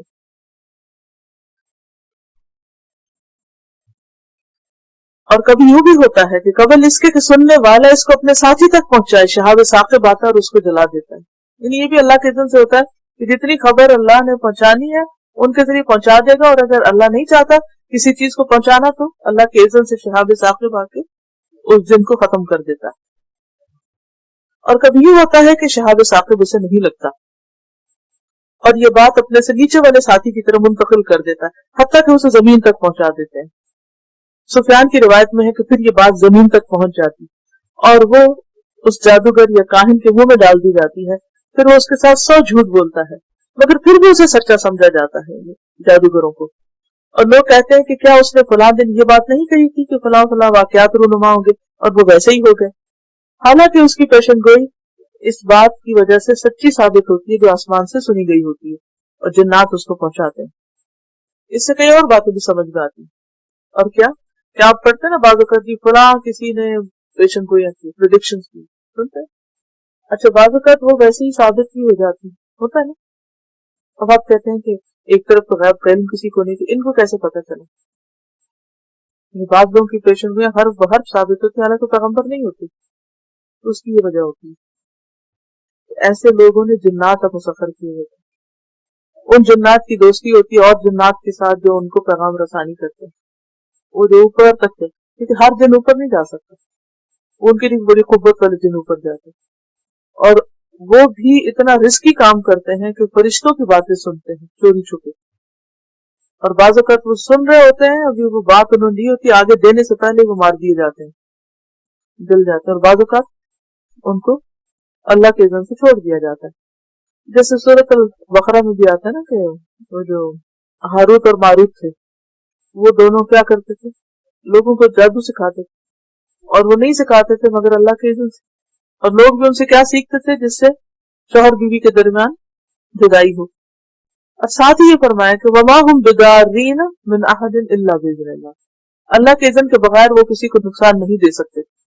تو اس سے یہ پتہ چلتا ہے کہ یہ اگر کچھ وہاں سے لیک ہوتا ہے تو بھی اللہ کے اذن سے، وہ بھی اللہ کے علم میں ہوتا ہے۔ اور پھر دنیا میں اگر کوئی شخص کوئی پریڈکشن وغیرہ کرتا ہے تو اس کے علم کا سورس یہ ہوتا ہے، لیکن بعضوں کا تو 10 پیشن گوئیاں کرتا ہے نا، ایک سچی ثابت ہو جاتی ہے اس علم کی وجہ سے جو وہ وہاں سے اس کو مل رہا ہوتا ہے، تو لوگ باقی 100 جھوٹ کو بھی برداشت کر لیتے، کہتے ہیں نہیں وہ سچا ہے کیونکہ فلاں بات ٹھیک ہوگی، جو غلط ثابت ہوتی ہے ان کو اگنور کر جاتے ہیں، ان کی طرف توجہ نہیں کرتے۔ تو یہی ساتھ میں بتایا گیا الا من استرق السمع، مگر جو چوری چھپے سن لیتا ہے فاتبعه شهاب مبین، تو اس کے پیچھے روشن شعلہ پڑتا ہے. کیونکہ یہ جو شعلے ہیں یہ آسمان میں نظر بھی آتا ہے نا، بعض اوقات ایسے ستارہ ایک کسی چیز کے پیچھے دوڑتا ہوا نظر آتا ہے، کہ اس کی بنیادی وجہ یہی. پھر اور نشانیاں اللہ نے دکھائی، اور یہ نشانیوں کا ذکر کیوں ہے؟ تاکہ نہ ماننے والوں کو حجت تمام ہو، اور جو ماننے والے ان کی آنکھیں کھلے اور وہ اپنے رب کو پہچانے. والارض مددناها، اور زمین کو ہم نے پھیلا دیا. والقینا فیہا رواسیا، اور اس میں رواسی ڈالے. راسیت ان کی جمع، کسی چیز کا ایک جگہ ٹھہرنا.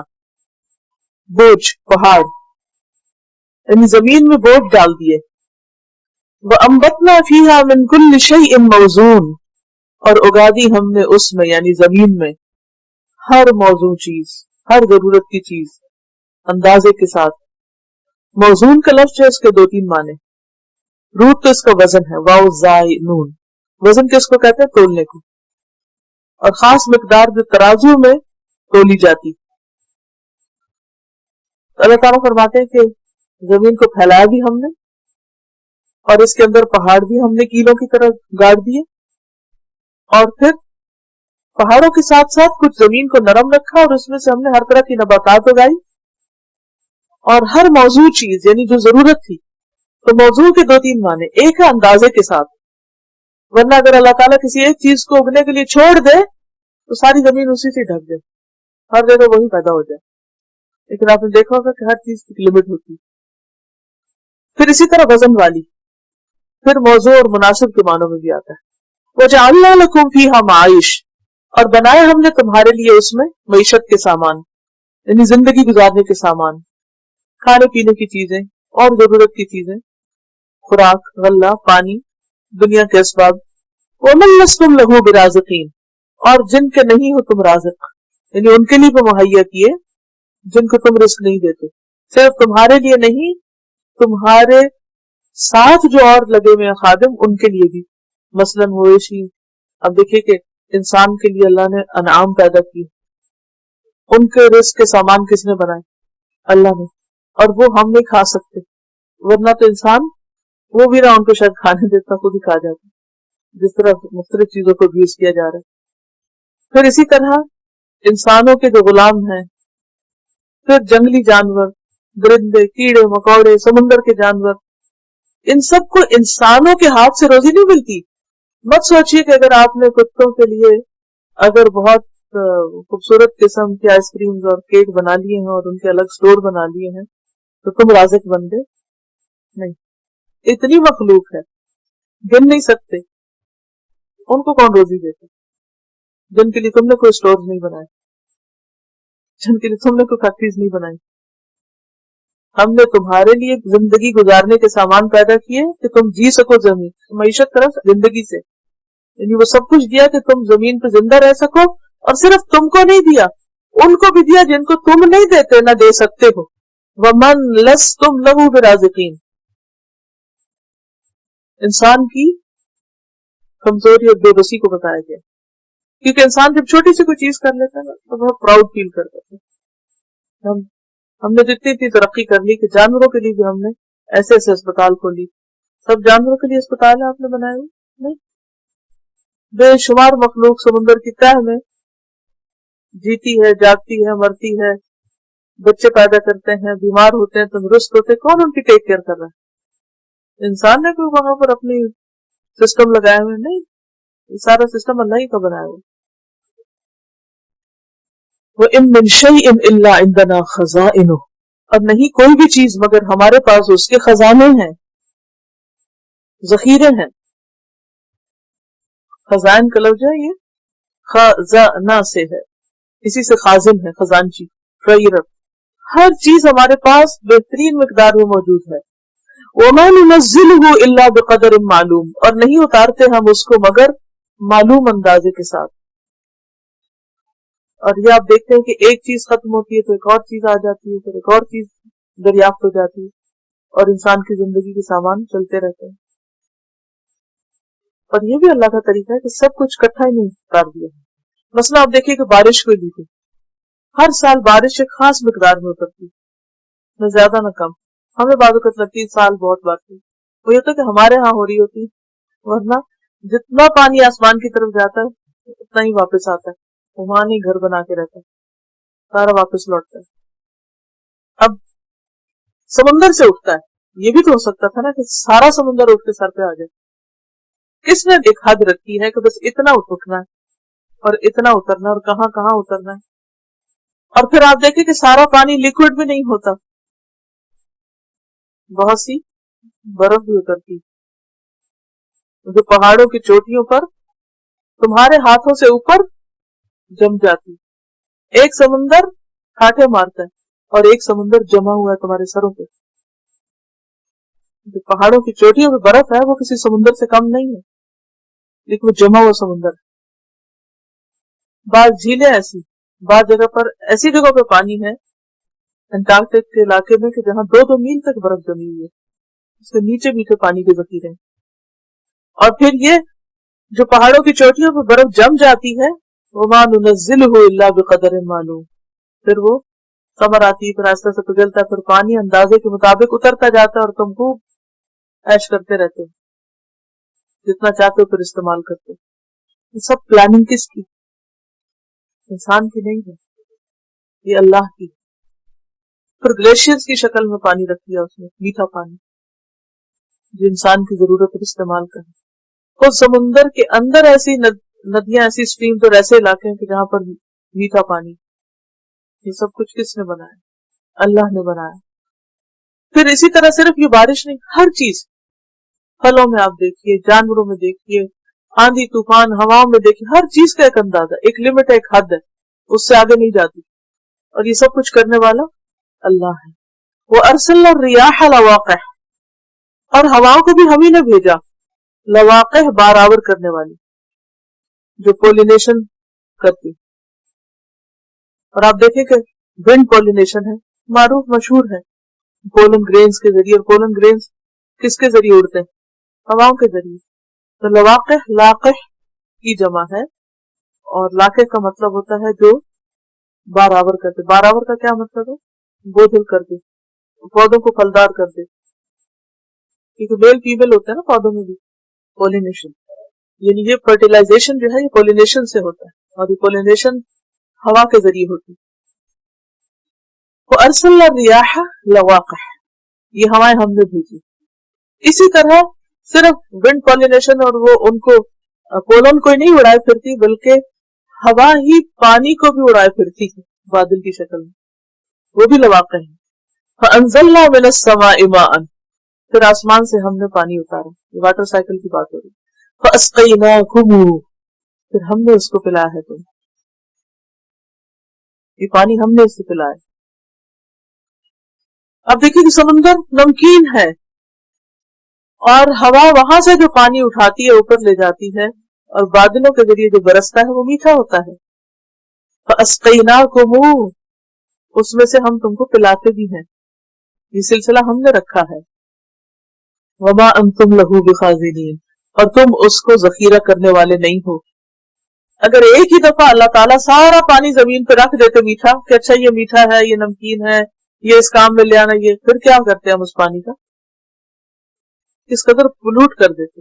ابھی بھی آپ دیکھیں دریاؤں کا کیا حال کیا ہم نے، سمندروں کا کیا کیا، بیچز کا کیا حال ہے، ندیوں کا کیا حال ہے، لیکس کا کیا حال ہے، کیا بچا انسان کے ہاتھ؟ اگر اللہ یہ سسٹم نہ رکھتا کہ بارش کے ذریعے مزید صاف ستھرا پانی برسا کے تمہارے رزق کا سامان نہ کرتا، تو تم تو اس کو سنبھال نہیں سکتے تھے۔ وما انتم لہو بقادرین، تمہارے پاس تو سٹوریج کا کوئی سامان نہیں کہ تم اسے اپنی حفاظت کے لیے بچا کے رکھتے۔ اور پھر جو پہاڑوں کے اوپر تمہاری ریچھ سے اوپر جما کے رکھا اس کو، اور پھر آہستہ آہستہ اترتا ہے، یہ سب کون کرتا ہے؟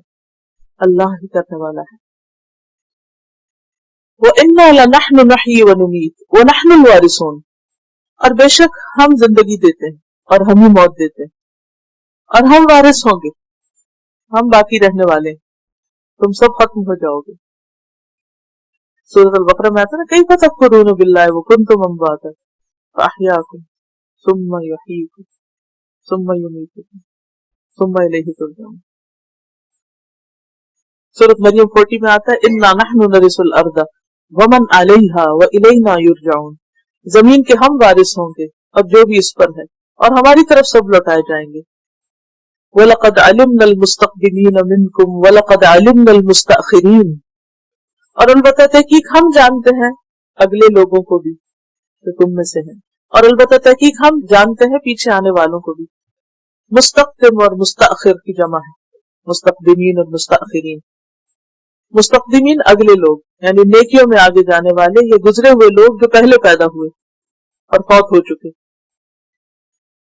یہ نیکیوں میں آگے جانے والے، یہ جو دنیا میں ہم سے پہلے آئے، اور مستاخرین جو بعد میں آئیں گے، جو ابھی پیدا نہیں ہوئے، یا جو اسلام لانے میں تاخیر کیے، یا جو نیکیوں میں پیچھے رہ گئے، سب اللہ ہی کو پتا ہے کون کہاں کھڑا ہے، کون کب پیدا ہوگا، کون کب مرے گا، کون جلدی اسلام لائے گا، کون بعد میں لائے گا، کون پہلے مرے گا، کون بعد میں مرے گا، سب اللہ کے علم میں ہے۔ وَإِنَّ رَبَّكَ هُوَ يَحْشُرُهُمْ، اور بے شک تیرا رب وہی ان کو اکٹھا کرے گا۔ کن کو؟ مستقدمین اور مستاخرین کو، آگے پیچھے آنے والوں کو۔ إِنَّهُ حَكِيمٌ عَلِيمٌ، بے شک وہ حکمت والا ہے، علم والا ہے، سب کچھ جانتا ہے۔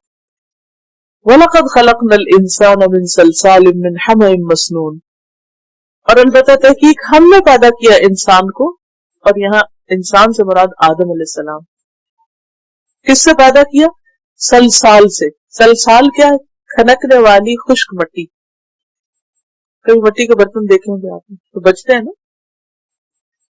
من حمئن، گارے سے، کیچڑ سے، مسنون، سڑے ہوئے، گلے ہوئے، یعنی خاص شکل کے گلے ہوئے، اسی سے لفظ سنت بھی ہے۔ سورۃ الرحمن میں بھی آتا ہے خلق الانسان من صلصال کالفخار۔ انسان کی جو تخلیق ہے اس کی کئی سٹیجز ہیں۔ کبھی آتا ہے تراب سے پیدا کیا، پانی میں پڑنے سے پہلے کی جو مٹی تھی، ڈسٹ جس کو کہتے ہیں، اسے تراب کہا جاتا ہے۔ جب وہ پانی میں بھیگ جائے تو طین ہو جاتی، قا یا نون، کیچڑ، چپکتی ہوئی مٹی، چیکنی مٹی نہیں کہتی۔ پھر ہما، جو کافی عرصہ بھیگی رہے یہاں تک کہ سیاہ رنگ ہو جائے۔ جو لوگ مٹی سے کھیلے ہوں کبھی بچپن میں، ان کو یہ سب چیزیں یاد آ رہی ہوں گی۔ اور مسنون، جب سیاہ کیچڑ میں بدبو پیدا ہو جائے، بہت دن جب اس کو ڈھک کے رکھ دیا جاتا ہے یا اسے کوئی صورت دے دی جاتی۔ سلسال، جب سیاہ بدبودار کیچڑ خشک ہو جائے کہ آواز آنے لگے، کھنکنے لگے۔ اور فخار، جب اسے آگ میں پکایا جائے وہ ٹھیکری بن جائے۔ کبھی کسی نے اینٹیں بنانے والا بھٹا دیکھا ہے، یا کبھی وہاں جا کے پوچھا ان سے کہ اینٹیں کیسے بناتے ہیں، یا جو برتن بناتے ہیں مٹی کے، تو کیا کرتے ہیں؟ مٹی کو بھگوتے ہیں، پھر اس کو چھوڑ دیتے ہیں کئی دن، پھر وہ اس کے اندر سڑان پیدا ہوتی ہے، چپکنے لگتی ہے، چیکنی ہو جاتی ہے۔ پھر اس کے بعد یہ کہ اس کو خاص طور پر اس کو یعنی خاص قسم کی اس کو لوک بنا کے پھر برتن گھڑے جاتے ہیں، پھر اس کو چھوڑ دیا جاتا ہے، پھر اس کے بعد اس کو پکایا جاتا ہے۔ یہاں بھی اگر آپ کسی پوٹری کی فیکٹری وغیرہ کو دیکھیں تو پروسیس یہی ہے، اسی پروسیس سے انسان بنا آدم علیہ السلام۔ والجان، اور جن، یا تو یہ جن کی جمع ہے یا ابو الجن کے لیے جان کا لفظ استعمال ہوتا ہے۔ جیسے آدم علیہ السلام نے تو پہلا جن جو ہے اس کو جان کہتے، یہ نہیں مجھے معلوم کہ انگریزی میں جان جو ہے وہ کس سے ہے۔ والجان، اور جن یعنی ابو الجن، خلقناہ من قبل، پیدا کیا ہم نے اس کو، من قبل، اس سے پہلے، کس سے پہلے؟ آدم سے پہلے، من نار السموم، بغیر دھوئیں کی آگ سے۔ سموم کا لفظ جو ہے یہ سم سے، تنگ سوراخ، سم الخیاط، پڑھ چکے نا پیچھے، سوئی کا ناکا، کسی چیز میں گھس جانا، اسی سے مسام ہوتے ہیں۔ یہ ایسے ہی ہے نا جیسے سوئی کا ناکے جسم کے اوپر چھوٹے چھوٹے آپ کے سکن کے اوپر ہوتے ہیں۔ تو سموم، باد سموم کہتے ہیں اس لو کو جو ان مساموں کے اندر سے جسم کے اندر گھس کے ڈیمیج کر دیتی ہے انسان کو، زہر کی طرح ہوتی ہے جو بدن میں گھس جاتی ہے، مر جاتا ہے انسان بعض اوقات۔ کہتے ہیں نا لو لگنے سے مر گیا۔ تو جن اس سے پیدا ہوئے، دونوں کی تخلیق کی بات ہو رہی ہے، دونوں کا کمپیریزن کیا جا رہا ہے، ایک مٹی سے اور ایک آگ سے۔ وَإِذْ قَالَ رَبُّكَ لِلْمَلَائِكَةِ، اور جب تیرے رب نے فرشتوں سے کہا، انی خالق بشرا، بے شک میں ایک انسان بنانے والا ہوں، من سلسال، کھنکتی مٹی سے، من حمأ مسنون، سڑے ہوئے گارے سے، فَإِذَا سَوَّيْتُهُ، پھر جب میں اس کو برابر کر دوں، یعنی پورا پورا بنا دوں، یعنی پورے فائنل ٹچز اس کے ہو جائیں، وَنَفَخْتُ فِيهِ مِن رُوحِي، اور اس میں اپنی طرف سے روح پھونک دوں، نفخت نفخ معنی تو پھونکنا، سر پھونکنے کے لیے بھی آتا ہے، فِيهِ اس میں، کس میں؟ انسان میں، مٹی کے اس ڈھانچے میں، من روحی، اپنی روح سے۔ اپنی روح سے یہ مطلب نہیں کہ اپنا حصہ کوئی اس میں ڈال دوں اور وہ انسان اللہ کا شریک بن جائے، یہ نہیں ہے اس کا ہرگز معنی۔ اللہ کی طرف روح کی نسبت اضافت تشریف ہے۔ اضافت تشریف پہلے بھی میں نے بتایا تھا کہ ایسی نسبت جو عزت کی وجہ سے، جیسے بیت اللہ، اللہ کا گھر، کیا اللہ تعالیٰ خانہ کعبہ میں رہتے؟ نہیں، تو اللہ کا گھر کیوں کہتے؟ اللہ کی طرف نسبت کیوں ہے؟ احترام کے لیے، عزت کے لیے۔ اسی طرح انسان کو عزت دی گئی، وَلَقَدْ كَرَّمْنَا بَنِي آدم، انسان ایک بہت معزز مخلوق ہے، تمام مخلوق پر اللہ نے اس کو عزت دی، اس وجہ سے اللہ نے یہ نسبت اپنی طرف کی۔ تو فرشتوں کو حکم دیا کہ جب میں انسان کو پورا مکمل بنا لوں، اس میں روح پھونک دوں، تو پھر تم کیا کرنا؟ فَقَعُوا لَهُ سَاجِدِينَ، تو اس کے لیے سجدے میں گر پڑنا۔ قعو کا لفظ جو ہے نا وقع سے ہے، اور فا اس کا حصہ نہیں ہے، اس لفظ کا فا الگ ہے، یہ اصل میں کیا ہے لفظ؟ قعو، قعو یعنی سجدے میں گر پڑنا۔ گرنے کا لفظ کیوں آیا؟ یعنی فوراً سجدہ کرنا جب حکم ملے۔ فسجد الملائکۃ کلھم، تو سجدہ کیا ملائکہ نے، سب کے سب نے، اجمعون سب نے، سارے فرشتوں نے اللہ کا حکم مانا اور انسان کے آگے گر پڑے، الا ابلیس، سوائے ابلیس کے۔ ابا یکون مع الساجدین، اس نے سختی سے انکار کیا کہ وہ سجدہ کرنے والوں میں شامل ہو۔ ابا واستکبر، سورۃ البقرہ میں تفصیل پڑھ چکے ہیں آپ اس کی۔ اس نے انکار کر دیا کہ میں نے سجدہ نہیں کرنا۔ قال، فرمایا، یا ابلیس، اے ابلیس، ما لک، کیا ہے تجھے، اللہ تکون مع الساجدین، کہ تو سجدہ کرنے والوں میں شامل نہیں ہوا۔ سورۃ صاد میں آتا، قال یا ابلیس ما منعک ان تسجد لما خلقت بیدی، ابلیس تجھے کیا ہوا، کس چیز نے روکا تجھے کہ تو سجدہ نہ کرے؟ اس چیز کو جسے میں نے اپنے دونوں ہاتھوں سے بنایا۔ اللہ نے انسان کو اتنی عزت دی، اپنے ہاتھوں سے بنایا اور اپنی طرف سے روح پھونکی اس میں۔ قال لم اکن لاسجد لبشر، بولا میں ایسا نہیں کہ بشر کو سجدہ کروں، میں ایسا ویسا تھوڑی ہوں کہ انسان کے آگے جھکوں۔ خلقتہ من صلصال من حمأ مسنون، جسے تو نے کھنکتی مٹی، سڑے ہوئے گارے سے پیدا کیا، میں اس کے آگے جھکوں؟ یعنی انسان کا ماضی بتا رہا ہے کہ یہ انسان، اس کے آگے میں جھکوں؟ سورۃ الاعراف میں آتا ہے، قال انا خیر منہ، بولا میں اس سے اچھا ہوں، خلقتنی من نار وخلقتہ من طین، مجھے تو نے آگ سے بنایا اور اس کو مٹی سے بنایا۔ تو اللہ تعالیٰ سخت ناراض ہوئے۔ قال فاخرج منہا، فرمایا اس سے نکل جا، فانک رجیم، بس بے شک تو مردود ہے، تو مردود ہے، ملعون ہے، پیچھے بھی گزر چکا۔ وان علیک اللعنۃ الی یوم الدین، اور بے شک تجھ پر لعنت ہے قیامت کے دن تک، تو اللہ کی رحمت سے دور ہے۔ ایک اور جگہ پر بھی آتا ہے وان علیک لعنتی الی یوم الدین، قیامت تک، بدلے کے دن تک تجھ پہ میری لعنت۔ قال رب فانظرنی الی یوم یبعثون، بولا اے میرے رب مجھے مہلت دے اس دن تک جب لوگ قبروں سے اٹھائے جائیں، یعنی مجھے زندہ رہنے دے۔ قال فانک من المنظرین، فرمایا پس بے شک تو مہلت یافتہ لوگوں میں سے۔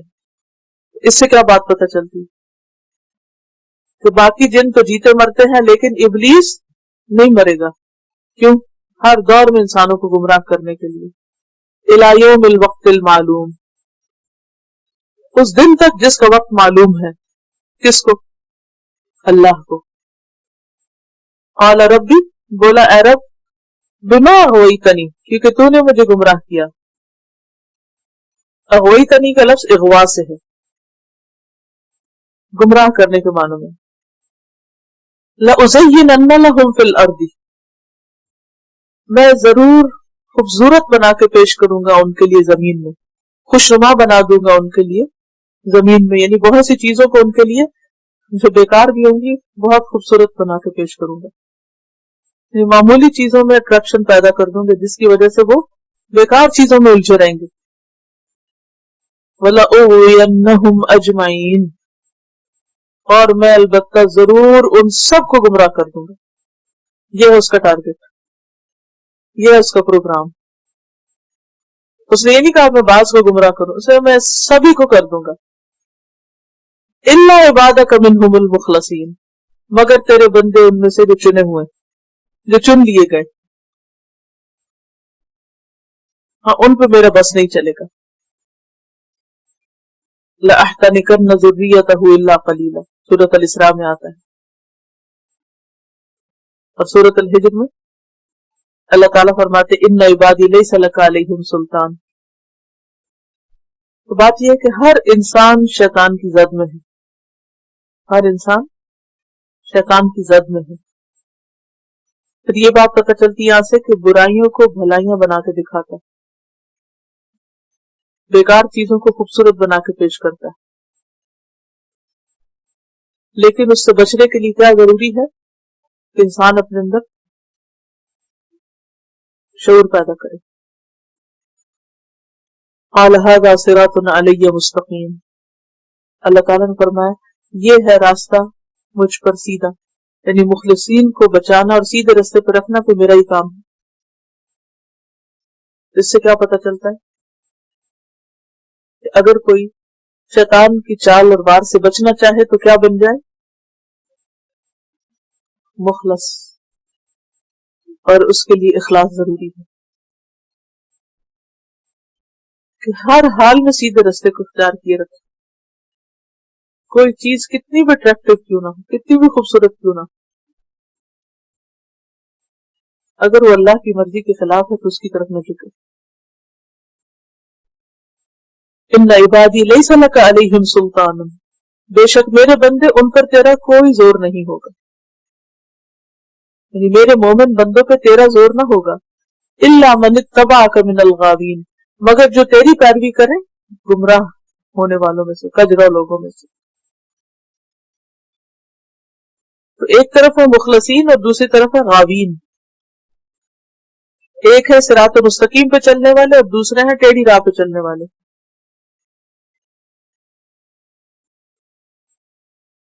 شیطان تو کسی کو نہیں چھوڑتا، لیکن اگر شیطان کا حملہ ہو تو انسان کرے کیا؟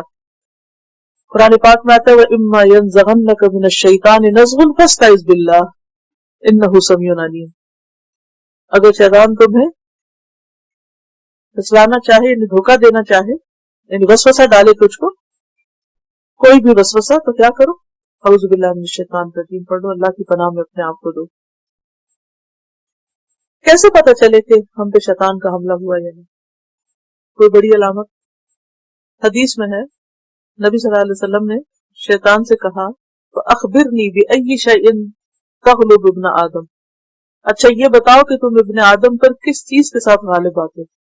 ابلیس نے جواب دیا کہ میں انسان کو غصے اور خواہش نفس کے وقت اپنے قابو میں کر لیتا ہوں۔ آپ میں سے تو کبھی نہیں کسی کو غصہ آئے؟ جو ہی غصہ آئے یا آپ غصے کا شکار ہوں، فوراً جان لیں کیا شیطان مجھ پہ غالب آ گیا۔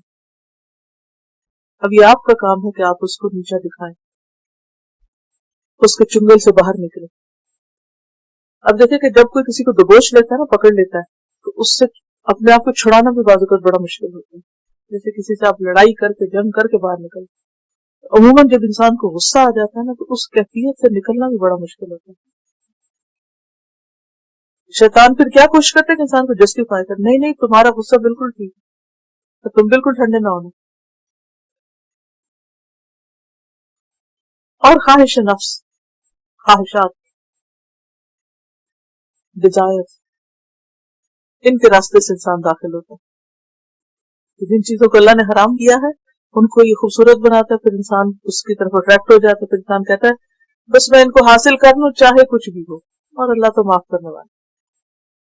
اور یوں شیطان انسان کو اپنے تسلط میں لے لیتا ہے۔ تو بار بار غصے میں آ جانا، چھوٹی چھوٹی چیزوں پہ غصہ کر لینا اور پھر غصے کا شکار ہو جانا اور پھر سارے عمل غصے کے تحت کرنا، سراسر شیطان کا حملہ. اور اس طرح انسان اللہ کے خاص بندوں کے ہاتھ سے نکل جاتا ہے. ان عبادی لیس لک علیہم سلطان، میرے بندوں پہ تیرا زور نہیں چلے گا، یعنی تو انہیں غصے سے پاگل نہیں کر سکتا. تو اس لیے یہ تو ہو نہیں سکتا کہ غصہ نہ آئے، لیکن اگر غصہ آئے تو انسان اس وقت خاموشی اختیار کرے. اذا غضب احدکم فلیسکت، چپ ہو جائے اور پھر اس سے باہر نکلنے کی بھی کوشش کرے. یہ نہیں کہ بس آیا تو پھر سارا دن منہ بنائے رکھا اور پھر ہر بات کی تو غصے میں کی، اور سوچا بھی تو غصے میں، بولا بھی تو غصے میں، چلا بھی تو غصے میں، چیز اٹھائی بھی تو غصے میں، رکھی بھی تو غصے میں. جس کا قصور ہے اس کو بھی رگے دیا، جس کا نہیں اس کو بھی ساتھ لگا دیا. سراسر شیطان کا حملہ. بس آئے چلا جائے، فوراً فوراً اس سے نکلنے کی کوشش کریں. کبھی غصے کو جسٹیفائی نہ کرے کہ میرا غصہ تو حق کے لیے اور خیر کے لیے اور بھلائی کے لیے، خیر اور بھلائی کے لیے تو پھر خیر و بھلائی کے کاموں میں تیز ہوں، وہ کریں. اس کا شکار ہو کہ خیر و بھلائی کو چھوڑ نہ دیں. وَإِنَّ جَهَنَّمَ لَمَوْعِدُهُمْ أَجْمَعِينَ، اور بے شک جہنم ان سب کے وعدے کی جگہ ہے.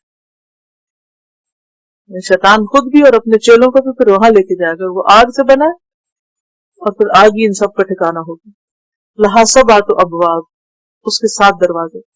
ایک اور چیز، اگر بہت شدید غصہ ہے نا تو اپنا ہاتھ جا کے ذرا آگ کے پاس کیا کرے اور آگ کو امیجن کیا کرے کہ اگر میں اس سے نہیں نکلی اور میں نے یہ چھوڑا نہیں تو پھر اس انجام کے لیے تیار ہونا چاہیے. کیونکہ انسان غصے میں ناجائز باتیں منہ سے نکالتا ہے، بعض اوقات دوسرے پہ الزام تراشی کرتا ہے، بعض اوقات لغو باتیں کرتے ہیں، زیادتیاں کر جاتا ہے، بعض اوقات بڑی بڑی زیادتیاں ہو جاتی ہیں اور انسان ساری زندگی کے لیے پچھتاتا ہے. لہا سبعۃ ابواب، اس کے 7 دروازے ہیں. کس کے؟ جہنم کے. 7 کیوں؟ یعنی 7 طبقات جس کا ذکر مختلف جگہوں پر آیا، جیسے جہنم، لظا، حطمہ، سعیر، سقر، جہیم، حاویہ. حاویہ سب سے نچلا درجہ ہے. تو ہر شخص اپنے عمل کے مطابق خاص دروازے سے داخل ہوگا اور خاص طبقے میں جا پہنچے گا. دروازے بھی الگ الگ اور وہ دروازوں کا اینڈ جو آگے جا کے داخل ہوں گے وہ بھی الگ، ہر ایک کے لیول ہوں گے. پھر لِكُلِّ بَابٍ مِّنْهُمْ جُزْءٌ مَّقْسُومٌ، ہر دروازے کے لیے ان میں سے حصہ ہے مخصوص، تقسیم کیا ہوا. ان المتقین فی جنات وعیون، بے شک متقی باغوں اور چشموں میں ہوں گے. ادخلوها بسلام آمنین، داخل ہو جاؤ ان میں یعنی باغوں میں سلامتی کے ساتھ، امن والے. آمنین، آمن کی جمع، بے خوف و خطر، کیونکہ تمہارا دشمن تو اب ہٹ گیا، چلا گیا، اب تمہیں کسی چیز کا ڈر نہیں. دنیا میں تو انسان ڈرتے ہوئے زندگی بسر کرے، لیکن ایسے لوگ جو دنیا میں ڈرتے رہیں گے آخرت میں پھر ڈر ختم ہو جائے گا. وَنَزَعْنَا مَا فِي صُدُورِهِم مِّن غِلٍّ، اور نکال دیں گے ہم، کھینچ لیں گے ہم ان کے دلوں میں جو بھی غل ہوگا، کدورت ہوگی، کینہ ہوگا، خیانت. غلول خیانت کو بھی کہتے ہیں. بعض اوقات ایسا ہوتا ہے نا کہ آپ دوسرے کے ساتھ بظاہر اخلاق میں اچھے تھے مگر دل آپ کا پوری طرح راضی نہیں ہوتا اس شخص سے. صرف اپنے غصے کو پی جاتے ہیں، معاف کر دیتے ہیں، forgive forget کر دیتے ہیں، لیکن جس شخص نے آپ کو زخم لگائے ہوتے ہیں آپ کا دل راحت نہیں پاتا اس سے. تو قیامت کے دن جب سارا حساب کتاب ہو چکا ہوگا، نبی صلی اللہ علیہ وسلم نے فرمایا مومن جہنم سے نجات پا کر جنت اور دوزخ کے درمیان پل پہ روک لیے جائیں گے. جو ناچاکیاں اور ظلم آپس میں تھے ان کا بدلہ ہو جائے گا اور پاک دل صاف سینہ ہو کر جنت میں جائیں گے. یعنی اس وقت ان کے دل دھو دیے جائیں گے.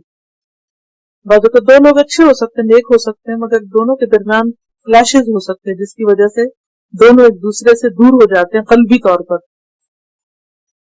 دل کا تعلق نہیں رہتا.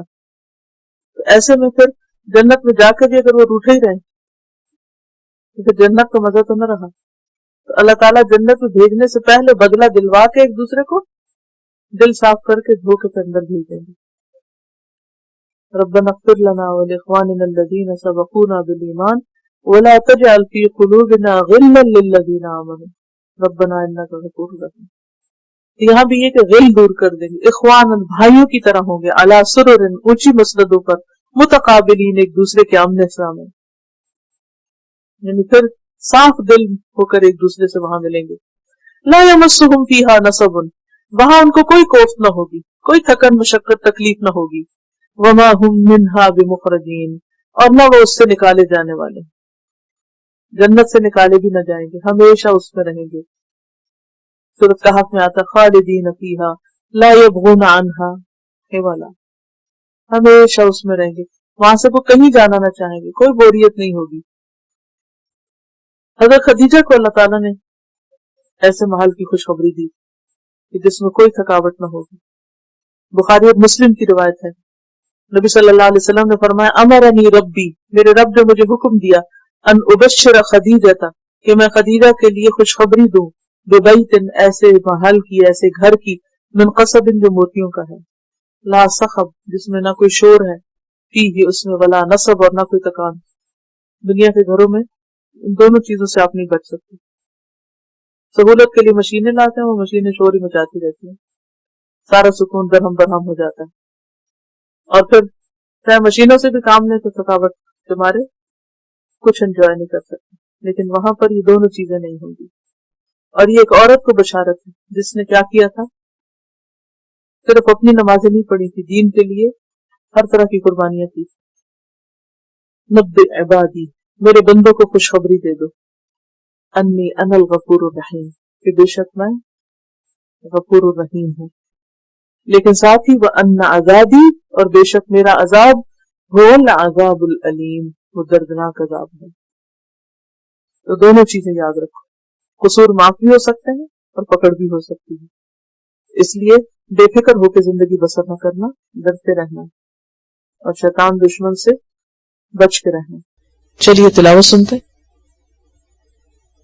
العالمین، سبحانک اللہم و بحمدک، نشہد ان لا الہ الا انت، نستغفرک و نتوب الیک۔ السلام علیکم ورحمۃ اللہ وبرکاتہ۔